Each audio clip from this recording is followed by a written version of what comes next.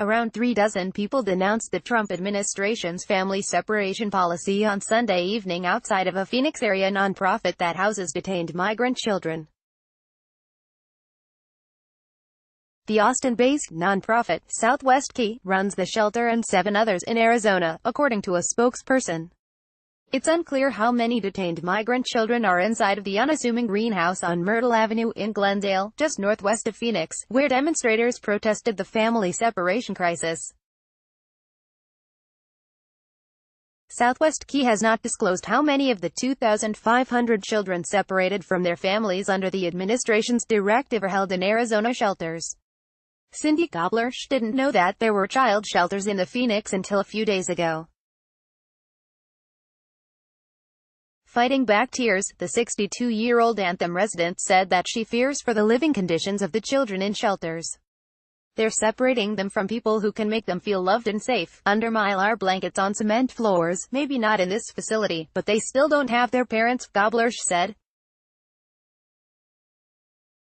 The people who love them aren't around them. The protests went on even though last Wednesday, President Donald Trump signed an executive order designed to repair the fallout from his administration's own policy. The order allows families to be detained together when they are apprehended after crossing the border.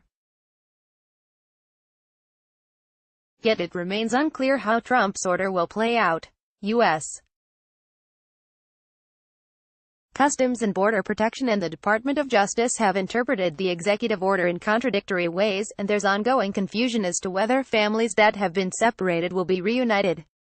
At the same time, Southwest Key is under new scrutiny as a principal contractor that the Federal Department of Health and Human Services pays to house detained children who have crossed the U.S.-Mexico border. The government has paid Southwest Key $1.5 billion during the past decade. And the Trump administration plans to pay the nonprofit more than $458 million during fiscal year 2018 alone to house detained kids, according to Bloomberg. As of May, Southwest Key has detained a new influx of children in facilities like an abandoned Walmart in Texas after immigration officials separated the kids from their parents as a result of Trump's zero-tolerance prosecution strategy.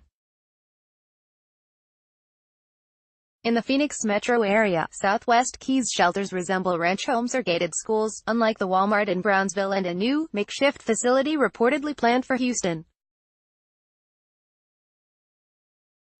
Around 3 dozen protesters denounced the Trump administration's family separation policy outside of a Glendale shelter run by the nonprofit Southwest Key. Joseph Flaherty on Friday, Phoenix New-Times reported that this shelter in Glendale was the subject of an Arizona Department of Health Services investigation in 2017 after workers forcibly restrained a child on Christmas for almost 40 minutes. Restraining a resident at a behavioral health facility is prohibited under Arizona's administrative code.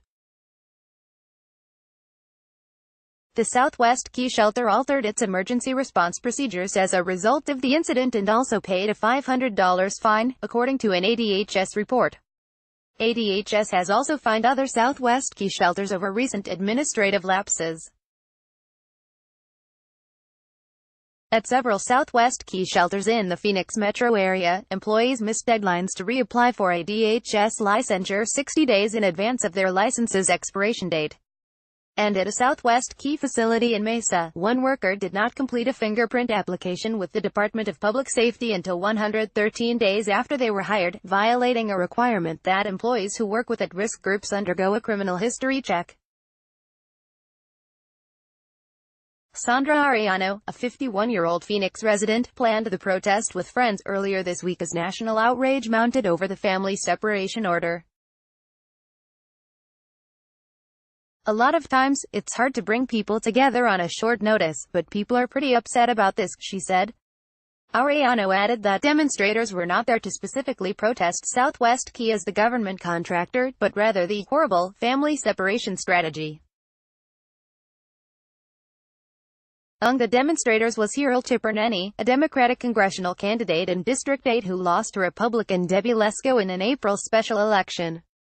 In an interview with New Times, Tiperneny criticized the administration's family separation policy, calling it destructive and cruel. "It's traumatic for these children," she said. There's no plan on how exactly to reunite these families. And this is not who we are. These are not the values that this country represents. We can do a lot better. Tipper Nenny, who is seeking a rematch with Lesko in the November election, learned on Sunday that shelters in the Phoenix area are holding migrant children. And although she believes that the U.S. has to have secure borders, Tipper Nenny said that there are rational ways to go about it.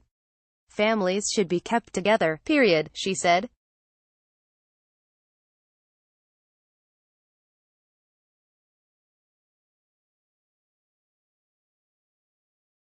One woman even called the nonprofit's headquarters in Texas, arguing insistently with someone on her cell phone as she stood in the shelter's driveway. Garrett Osborne, 36, said that even though he's not a parent, it's clear that the family separation policy is wrong. He called for the families to be immediately reunited. In this moment, demonstrating is the right thing to do, he said. It's a humanitarian issue, Osborne said. It's awful what they're doing. This article has been updated with the number of Southwest Key child shelters in Arizona.